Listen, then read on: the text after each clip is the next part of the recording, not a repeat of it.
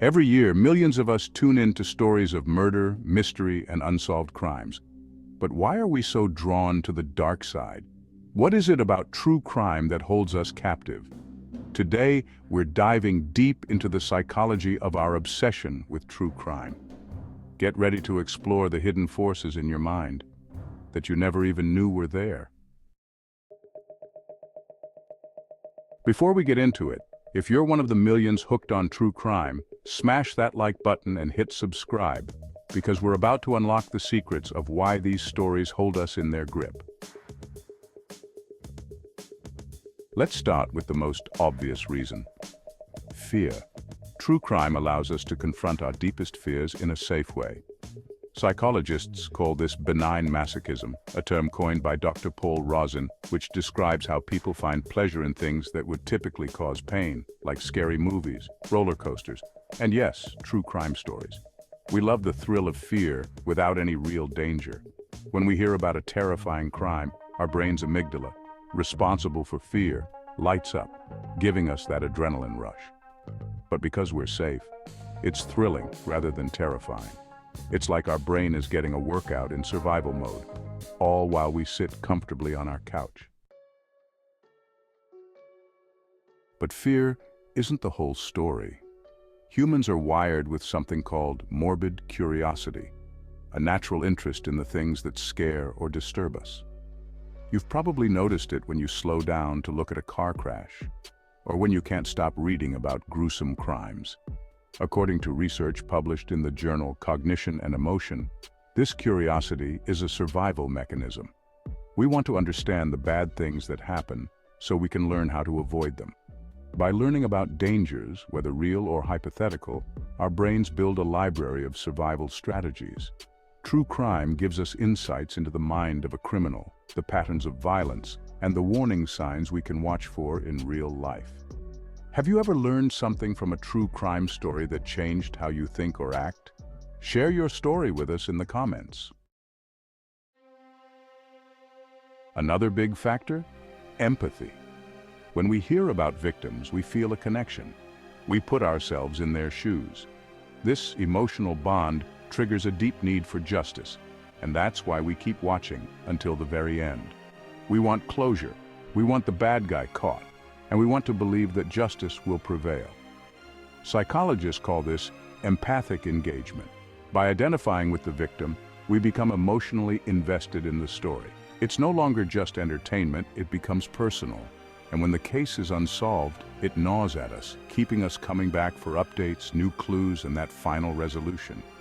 This desire for justice is so powerful, it fuels entire communities, people coming together to solve mysteries, catch killers, and fight for victims who no longer have a voice. Have you ever watched a true crime show and thought, I could solve this? You're not alone. This is what's known as the armchair detective phenomenon.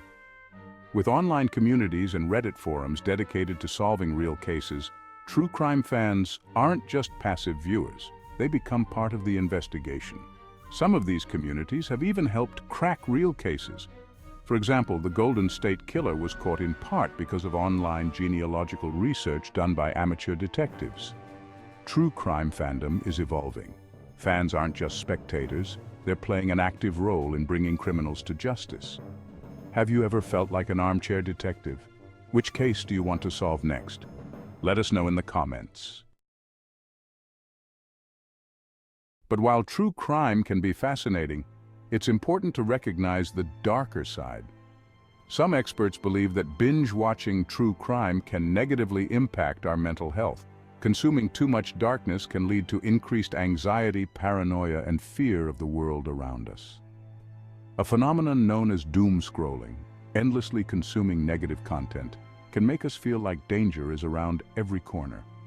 So, while true crime scratches that curiosity itch, it's important to balance it with positive content and mental self-care. How do you keep your true crime obsession in check? Share your tips on how you balance dark stories with positive content in the comments below. Despite the potential downsides, our fascination with true crime isn't going anywhere. It satisfies our curiosity. fuels our need for justice, and connects us with a community of like-minded people. Whether it's the thrill of solving a mystery or the emotional pull of a victim's story, true crime continues to captivate millions of us. The question is it healthy? Psychologists argue that true crime, in moderation, is a natural way for us to explore the darker parts of human nature without actually putting ourselves in danger. It lets us feel fear, empathy, and triumph, all while satisfying that deep need to understand the world's biggest mysteries. So now you know why true crime is so addictive. Whether it's the fear, the curiosity, or the need for justice, we can't help but be drawn to these stories. If you're as fascinated by the psychology behind true crime as we are, hit that subscribe button and turn on notifications so you never miss another mind-blowing breakdown of human behavior. And here's the big question.